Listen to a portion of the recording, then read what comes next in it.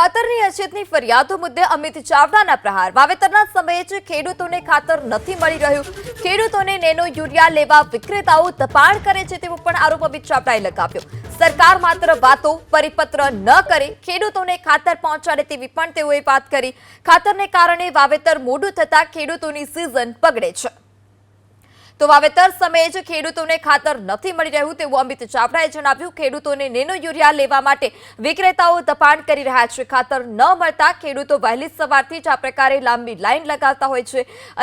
અલગ જિલ્લામાં આ પ્રકારે ખાતરની અછત સામે આવી છે, જ્યાં વહેલી સવારથી જ ખેડૂતો આ રીતે લાઈનમાં ઊભા રહેવા મજબૂર છે।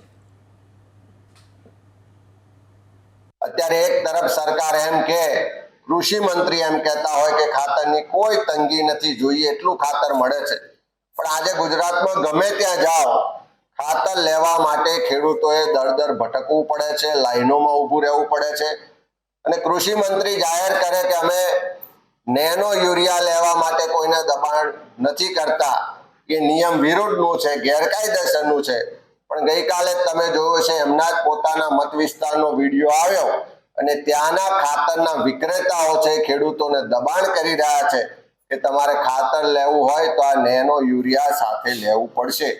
એક તરફ ખાતર મળતું નથી, તંગીને કારણે ખેડૂતોને નુકસાન થઈ રહ્યું છે, પરેશાન થઈ રહ્યા છે, કાળા બજારીમાં લેવું પડે છે અને ઉપરથી નેનો યુરિયાની બોટલો વેચી અને વિક્રેતાઓ વધારાનો નફો કરવા માટેનો પ્રયત્ન કરી રહ્યા છે।